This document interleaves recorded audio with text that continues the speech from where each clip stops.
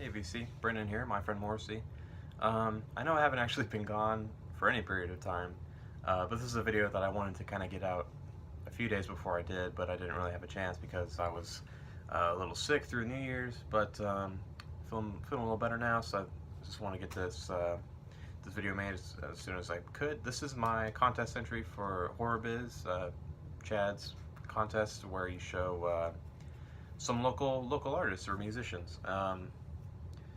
I did have to do a little bit of research because knowing where every artist I listen to is from is not the first thing that I think to look up whenever I listen to something. But there were a couple ones I knew from this area, or even like Texas as a whole.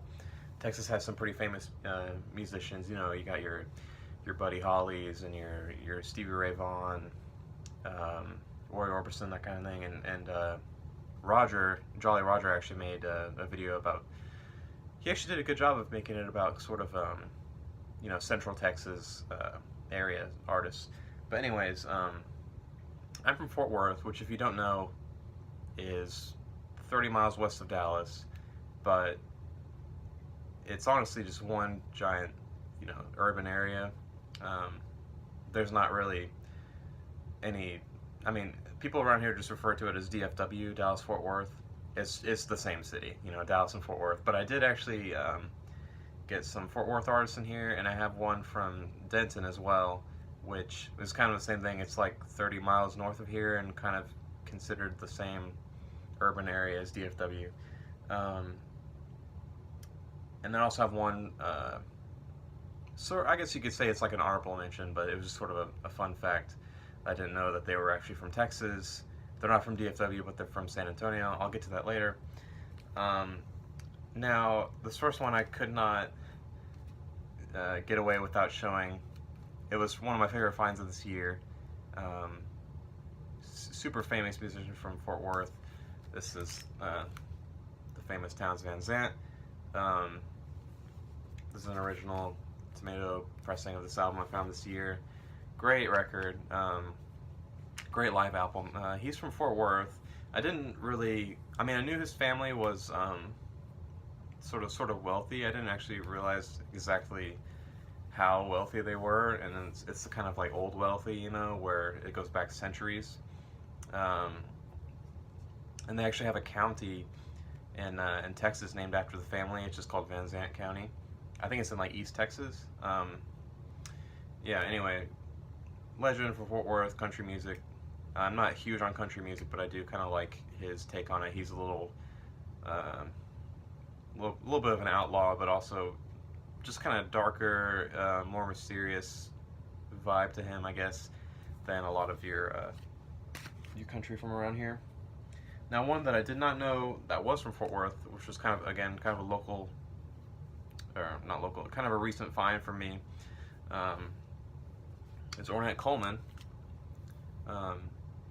sort of, famous saxophone player. He's famous for, you all know this, but just kind of pioneering the free jazz movement and avant-garde jazz, that kind of thing. Great albums. I need to pick up Shape of Jazz to Come, and he has one called Free Jazz with like a subtitle, and then he gets into like sort of avant-garde stuff. But this is a little bit earlier than most of that.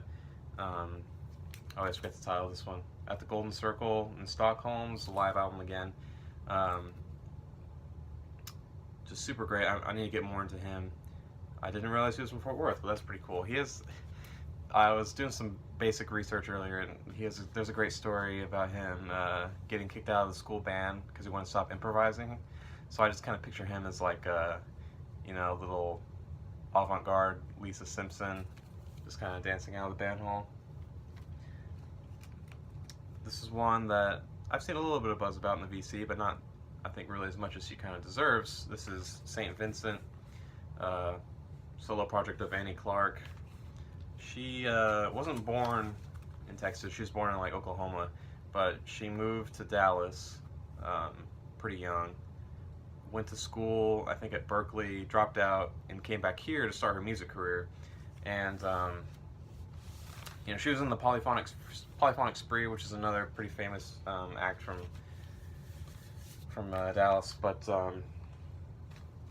She, I wouldn't say she necessarily has too much of a Texas influence on her sound, but as I was doing, you know, research for local artists, I was surprised to see her name pop up. It's like, wow, she's from Dallas.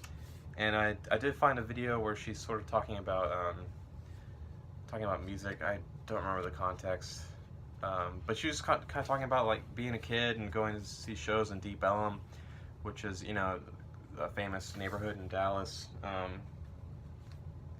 I've been there several times. There's tons of clubs and venues. You know, it's just a cool neighborhood, and lots of great music there.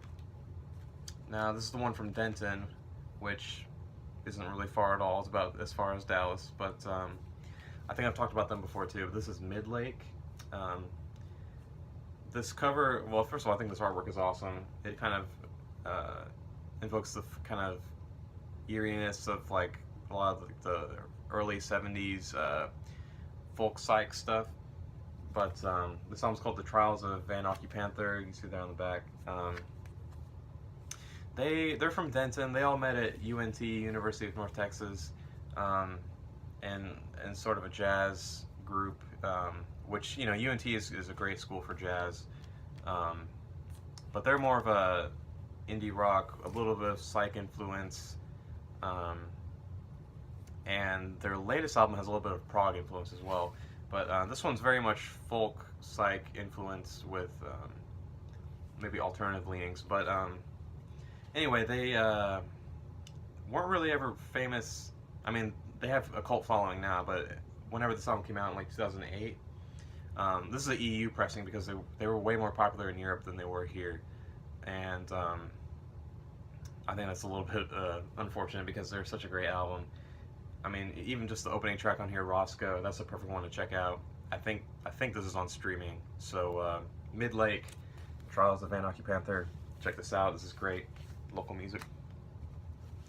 And the last one, kind of my honorable mention, they're from San Antonio, which is definitely further away, a couple hundred miles, maybe like 5.5 hours away from here, I think. This is the Butthole Surfers. And again, I've shown this one recently. I bought this like last week, but I was, again, just reading about bands from Texas, did not know they were from San Antonio. That's pretty cool. You don't ever really think of Texas as being that great of a punk music scene or any kind of experimental music scene at all. But there's actually a handful of really great experimental artists from Texas. You know, obviously the Butthole Surfers. You got your Mars Volta from El Paso. Oh, who was it? That's gonna bother me now. But anyway, Butthole Surfers. I don't know much about the individual members or where they're from. I do know they're from the kind of 13th Floor Elevators. That's who I was thinking of, because Rocky Erickson was from Dallas, and I think the Elevators were they formed in like Austin.